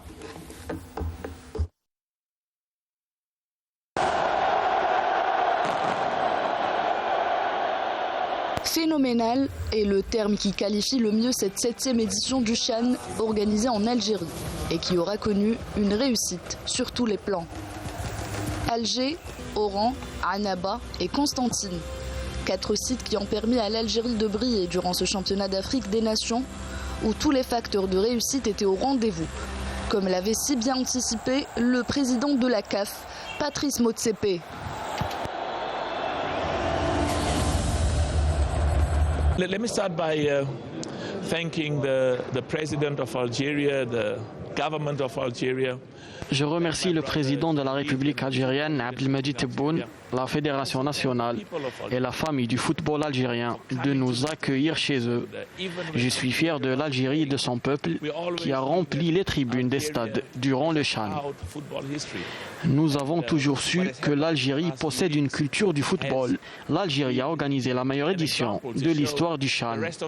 Commençant par ces belles infrastructures mises à disposition des équipes participantes, qui les ont fortement épatés d'ailleurs. Les stades du 19 mai de Annaba et du Chahid Hamlaoui de Constantine, rénovés spécialement pour l'événement, en plus de 2 nouvelles enceintes ultramodernes, le Nelson Mandela Stadium de Baraki et celle de Miloud Hadfi d'Oran, ont contribué au succès de ce tournoi. D'être ici à Alger, je me sens chez moi parce qu'on sent vraiment dans l'air, dans ce stade magnifique, une passion, quelque chose de spécial, une énergie spéciale qui fait battre le cœur de tous les amoureux du football et de l'amoureux du football que je suis. Les autorités algériennes ont mis le paquet pour réaliser des infrastructures sportives aux normes internationales qui ont bien évidemment permis de relever le niveau de la compétition. Le public algérien et les amateurs du football africain ont eu droit à un spectacle de qualité. Les structures d'hébergement où loger les différentes délégations ont répondu à toutes les exigences. Les convives de l'Algérie étaient dans les meilleures conditions durant toute la période de l'événement. Les invités de l'Algérie ont profité des visites guidées qui leur ont permis de découvrir les différents lieux historiques du pays et s'imprégner aussi de la culture locale. Encore une fois, l'Algérie, de par sa grandeur et son hospitalité, a réussi à donner une autre dimension à cette compétition continentale.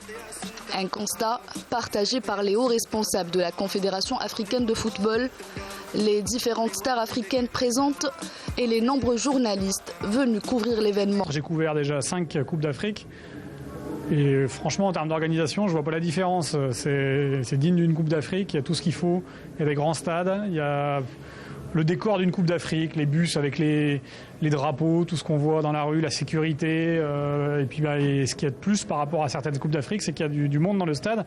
Moi franchement je suis épaté, aujourd'hui il pleut. Il n'y a pas l'Algérie ici qui joue. Ils connaissent pas franchement les joueurs je pense, parce que c'est que des locaux sénégalais et ougandais. Et puis il y a du public, ils chantent, ils mettent l'ambiance. Franchement j'ai hâte de voir une Coupe d'Afrique ici pour voir ce que ça va donner. Grâce à la passion des Algériens pour le football, le plus grand pays d'Afrique a prouvé encore une fois qu'il est en mesure d'organiser des événements sportifs de grande envergure. Mieux encore, qu'il est capable de rendre exceptionnel n'importe quelle manifestation sportive.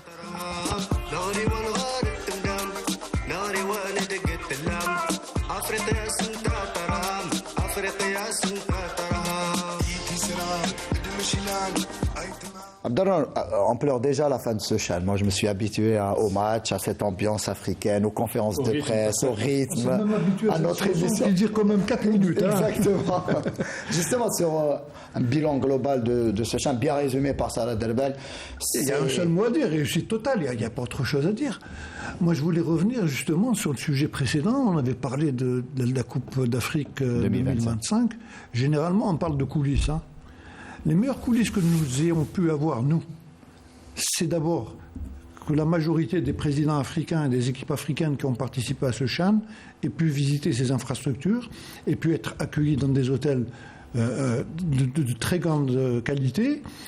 C'est la meilleure publicité qu'on peut faire. Donc les coulisses pour nous, c'est des coulisses à ciel ouvert. Donc tout le monde a vu où se situent ces stades-là, comment ils sont faits. Donc je pense qu'en étant, disons, modeste, l'Algérie peut facilement, non seulement, comme a dit Diouf, je vais aller encore un peu plus loin, organiser cette Coupe d'Afrique prochaine et pourquoi pas plus tard. Bah oui, il faut être bien sûr. En tout cas optimiste et justement confiant, et pourquoi pas avec justement la fin des travaux des stades en construction. Je pense qu'on a toutes nos chances. On va à présent suivre. Derrière une déclaration du président de la République, le jour de l'inauguration du stade Nelson Mandela, il a dit nous avons tous les moyens pour organiser n'importe quelle manifestation. Maintenant, si la FIFA et la CAF sont désireux de venir organiser une manifestation, nous sommes là pour les aider. Donc on est dans l'aide plus que dans la demande. Et c'est bien de le souligner puisque la CAF, durant des années, a eu beaucoup de mal à organiser des finales, notamment de Champions League. Voilà. Qui remplace un autre. Voilà, c'est ça. On a été à l'heure. Salah est là pour nous confirmer un truc, c'est que la fédération, ils ont fait une demande par rapport aux clubs, plutôt aux pays qui ont des stades qui ne sont pas homologués, à venir utiliser les stades d'Algérie pour éventuellement leur compétition. Plusieurs sélections sont venues préparer le CHAN ici. C'est ça. Des sélections qui sont venues avant le début de la compétition. Le pas mal. Le Ghana, le Sénégal, la Libye, pas mal le Niger, la Mauritanie. Ils étaient nombreux. À présent, on passe justement à Mourad Wardi, à ce qui a fait là aussi la force et la réussite de manière générale de ce CHAN, à savoir la présence massive des supporters dans les stades, les 4 sites retenus pour ce CHAN. On va voir tout cela. Et il y avait surtout les familles. Moi, c'est ce que j'ai vraiment apprécié. C'était, comme le disait Khaled, quand on se déplace au stade, en toute sécurité, on va vraiment passer du bon temps en compagnie de la famille. Donc on va suivre ce sujet réalisé par Yamina Seidji et on revient au débat. Parés aux couleurs nationales, les supporters algériens ont répondu présents tout au long de ce CHAN 2022. Le championnat a été caractérisé par une ambiance exceptionnelle et une organisation sans faille. Les gradins des 4 stades algériens ont affiché complet tout au long de ce CHAN. Mais ce qui a le plus marqué cette manifestation sportive, c'est la forte présence de la jante féminine. Maillots, drapeaux, écharpes et casquettes aux couleurs de l'Algérie, les supporters ont encore une fois prouvé leur civisme et leur patriotisme. Nous sommes venus encourager les joueurs locaux. Nous sommes venus de la wilaya de Ma'askar pour encourager l'équipe nationale. Toutes les conditions ont été mises en place pour le bon déroulement du CHAN. Nous espérons que l'Algérie abritera plus d'événements sportifs internationaux. Nous nous sommes réunis en tant que groupe de jeunes de Barraqi, Sidi Moussa, Ouad Smar pour réussir cette fête du football. Nous sommes en charge du déploiement des drapeaux de la CAF sur le stade pour donner une bonne image africaine et internationale. L'Algérie a donné une nouvelle dimension à ce CHAN 2022. L'interaction des supporters algériens et africains a fait de cet événement sportif un véritable succès sur tous les plans. Mourad Wardi, à vous la parole. Je dis que l'élément le plus important, c'est l'âme du football. Hein. C'est ça. Vous imaginez un match sans supporters, je crois que vaudrait mieux aller dormir que de regarder. La pandémie du Covid, oui, je dirais que les supporters ont rajouté des points à la demande pour l'organisation de la CAN. Il a joué un coup important. Et ce qui m'a encore plus marqué, c'est on est sorti de cette de ces matchs où à chaque fin de match il y a des incidents. Maintenant on a le supporter algérien, et je crois que ce CHAN a mis il a donné tout pour que la suite soit meilleure. J'aimerais seulement que nos supporters comprennent une fois pour toutes, et ils ont compris, et je tiens à les saluer parce qu'ils m'ont sincèrement marqué. J'avais la chair de poule. Hein. C'est des supporters qui soutiennent réellement l'équipe nationale, et c'est merveilleux, surtout quand il y avait le Nachid Qassaman, sincèrement, une ambiance magnifique. Non, sincèrement, quand on écoute l'hymne national au stade de Beraki, contrairement aux autres stades, parce que je l'ai vécu à Oran et je l'ai vécu à Beraki, c'est extraordinaire. Il y a une réponse, il y a une présence. Vous rentré sur le terrain. Non, sincèrement, j'étais pas là. Après, c'est vrai que vous parlez des supporters. Là aussi, ça, c'est bien de le souligner. Quand le supporter à cette enceinte, en tout cas quand il est assis de manière confortable, lorsqu'il peut aller au sanitaire, lorsqu'il peut acheter au stade. Donc, il est dans un spectacle. Exactement. Donc, moi, je parle. Écoutez, Abdelnour, moi, je parle du travail du journaliste, et vous le savez très bien, Salah. Par le passé, au stade Moustapha Tchakar, c'était une corvée pour nous d'aller couvrir un match, notamment de l'équipe nationale, puisque le stade était vétuste, c'était compliqué. Mais là, hier, par exemple, j'étais au stade Nelson Mandela depuis 11h du matin jusqu'à 2h du mat. Donc, à un moment donné, c'est vrai que j'étais fatigué, ça, je ne vais pas dire le contraire. Mais j'ai pas vu l'heure passer, parce qu'au moment où on a bien mangé, donc on pouvait acheter des distributeurs, comment on appelle ça, j'ai oublié, les buvettes, voilà, les sanitaires étaient propres. En permanence. Il y a exactement de sanitaires, mais vraiment partout. Voilà, et ça c'est important, donc ça permet aux familles de se déplacer. On s'est mis au niveau. C'est ça. C'est-à-dire que l'Algérie, quand même, nous méritons ce genre d'enceinte. Voilà. On a attendu longtemps pour avoir ce genre de stade. Aujourd'hui, on les a, alhamdoulilah. Donc il faudrait continuer à non seulement avoir d'autres, mais aussi les préserver et les valoriser à travers justement l'organisation de compétitions. Et puis ce genre de compétition donne aussi du bonheur, de la dynamique, que ce soit aux supporters, mais aussi à tout un pays. Il y a une mobilisation, il y a une dynamique. Quand on parle des tickets, là, il faut juste rapidement souligner, c'est vrai que bon, après j'espère que ça va mieux s'organiser pour à l'avenir, mais sincèrement, on aurait mis 2 millions de tickets. C'est ça. Ça serait vendu. L'engouement était tellement fort exact. que n'importe quelle quantité de tickets n'aurait jamais suffi. C'est ça, exactement. Non, mais on a des supporters, pratiquement, quand il y a une grande manifestation sportive, en Algérie ou en dehors, on les voit. La Coupe du Monde, la dernière Coupe du Monde au Qatar, c'est comme si on était présent. Donc ça veut dire que le supporter algérien, il a don sur le football. Maintenant, on doit lui donner ce qu'il est en train de donner. C'est vrai qu'il aime l'organisation. Quand ils mettent dans les tifos, ils se mettent dans les tifos. On a des tifos vraiment, c'est des presque extraordinaires. Il faudra penser à mettre à construire peut-être des stades à contenance plus importante. En tout cas, j'attends en tout cas le 5 juillet. Quand il sera, voilà, Maracana plus. En tout cas, le 5 juillet, on parle de 80 000 places lorsqu'il sera. C'est un grand stade. Le futur stade de Tizi Ouzou, c'est 50 000 places. Voilà. C'est un beau stade aussi. On aimerait revoir ces images dans le championnat algérien. J'espère. En tout cas, dans ce. C'est un souhait.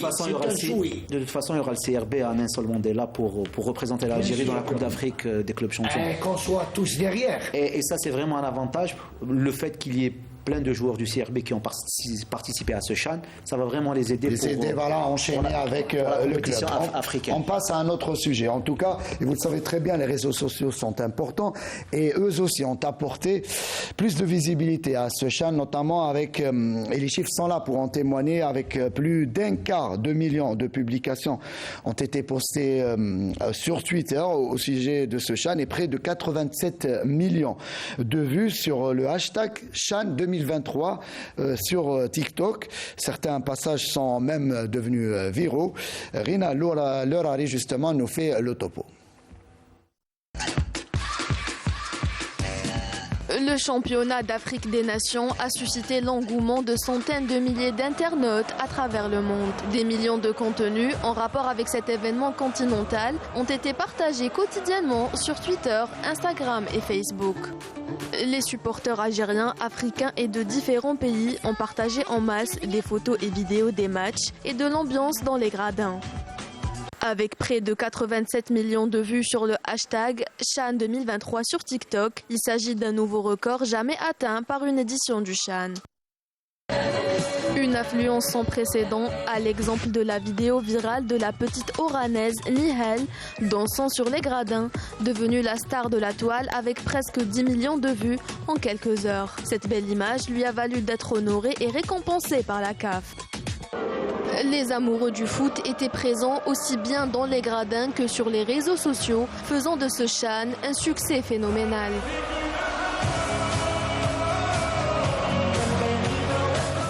Et je vais m'intéresser aux spécialistes médias, Salah Beaboud, justement, sur, là aussi, les réseaux sociaux véhiculent les belles images, en tout cas, de ce CHAN. C'est clair. D'ailleurs, pour la petite histoire, rien que nos supports médiatiques à nous, à la fédération, tous les chiffres ont explosé, que ce soit sur Instagram, et puis ça a été l'occasion de lancer TikTok pour la première fois par la Fédération algérienne de football. TikTok qui est le sponsor de ce... Voilà, un des sponsors, exactement. Et puis, donc, comme je vous le disais, tous les chiffres sont... Et puis, on a eu aussi l'idée de mettre dans l'équipe média de l'équipe nationale un jeune réalisateur, producteur, qui nous a assuré des produits au quotidien. Et puis qui nous prépare un film documentaire justement sur l'aventure de l'équipe nationale dans le CHAN. Ça c'est bien. Je vous le donne en scoop, mais je vous laisse la primauté le jour où on finalisera le projet. On compte sur vous, Salah Beaboud. Merci pour cette information. Et on va terminer. Les yeux dans les verres. C'est un peu dans cette logique, mais ça sera quelque chose de c'est bien de valoriser.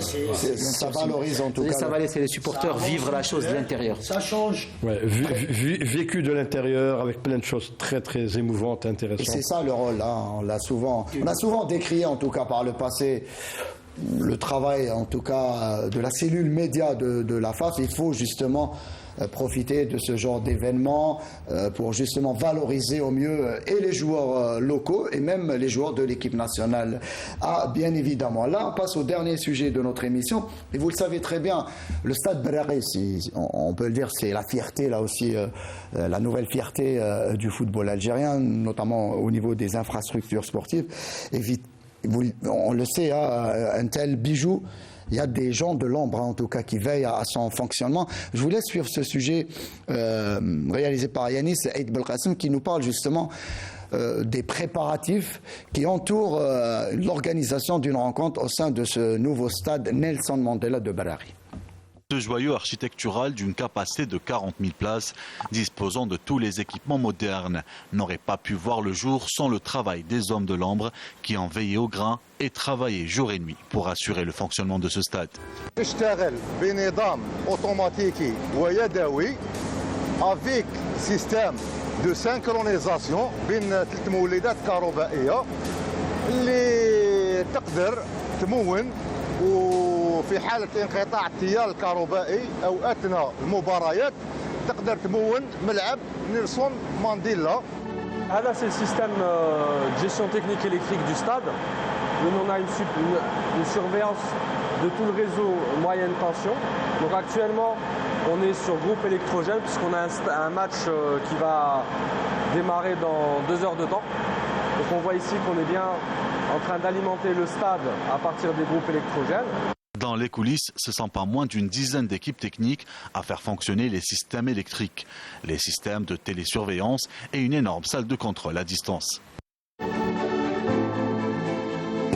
عندك لا فيزيون لكاع لي بوزيسيون داخل السطاد هذا. السطاد هذا وشحال فيه اون نيفو في ار دي على الاكستيريور تاع السطاد والسطاد كاع لي نيفو تاعو اس 2 اس 1 ار 0 ار 1 ار 2. شاك زون فيها نومبر دي كاميرا باش تكون عندنا التغطيه الشامله على السطاد. Pour les retransmissions, le stade Nelson Mandela était doté de 10 plateformes accueillant 36 caméras ultramodernes. Les écrans باش المشجعين يعرفوا شنو يجوا راهم داخلين يلعبوا.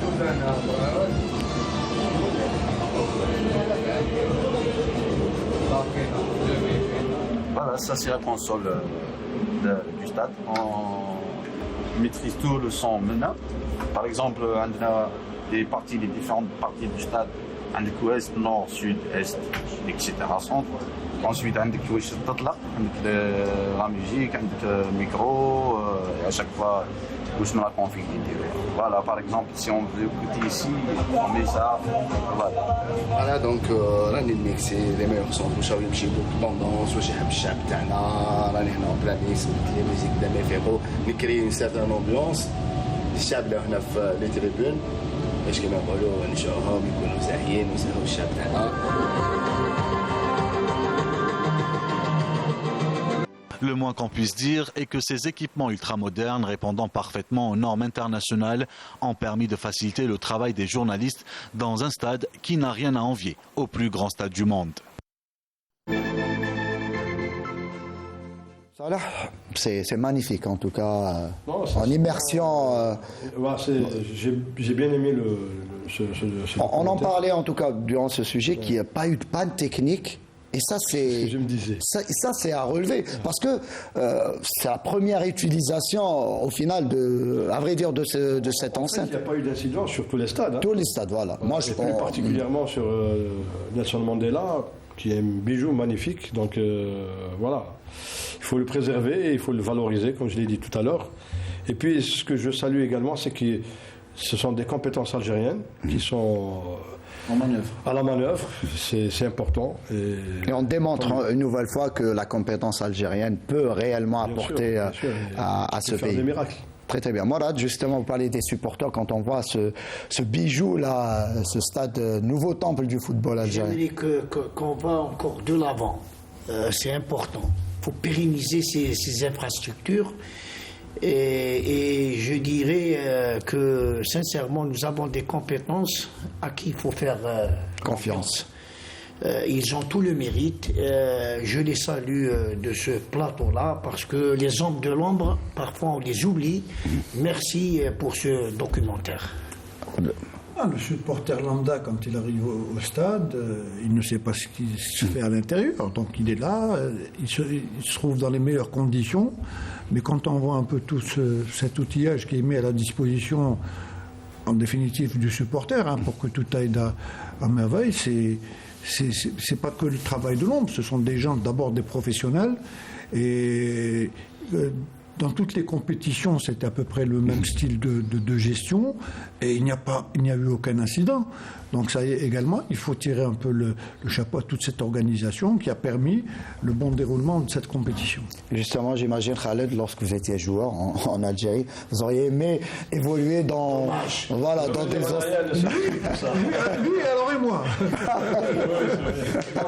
Je pense, comme il a dit Cheikh Morad, je pense qu'il faut vraiment pérenniser ces stades et il faut les attribuer à des équipes pour pouvoir les utiliser chaque semaine. C'est ça le véritable challenge. Rentabiliser aussi. Il faudra les rentabiliser. Beaucoup plus parce que c'est simple. Jouer dans un stade pareil, ça va forcément faire évoluer le niveau du joueur local parce qu'on est en train de critiquer un petit peu le joueur local.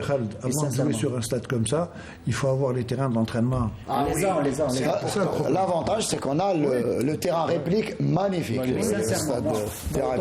Autant que technicien, je vais signer avec les Dima. On m'entraîne toute la semaine sur un synthétique et jouer la compétition sur un terrain. Non, mais on peut s'entraîner. Forcément, ça va faire évoluer le niveau. Le terrain réplique est à la disposition des équipes. J'ajouterais juste un mot par rapport au terrain, justement, gazon naturel ou bien le terrain hybride de Annaba.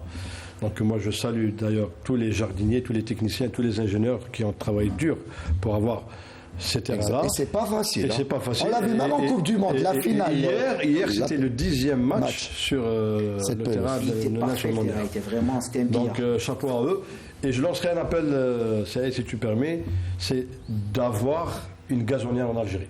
Ça facilitera. C'était prévu. Il est prévu pour ce stade. À Oran, d'après mes dernières infos, le projet a été relancé. J'espère que ça sera mis en place, parce qu'elle va vraiment régler tous les problèmes. C'est ça. Parce qu'un stade comme celui de Nelson Mandela, quand tu as un problème, tu enlèves le gazon rapidement et tu déplaques, tu plaques rapidement, une semaine, 10 jours et tu as ton terrain magnifique. Merci Salah, on arrive au terme de cette émission. Encore une fois, je remercie mes invités. Salah, à très bientôt, Inch'Allah. Très heureux d'avoir assisté à cette dernière émission sur le Chan. Effectivement, dès la semaine prochaine. Malgré la déception de... Ah oui, ça fait partie du football. Morad, merci. C'est du passé. Hein. C'est du passé. On passe à autre chose. On est passé à autre chose, en 2025. Voilà. Merci de m'avoir invité avec des personnes que j'aime beaucoup.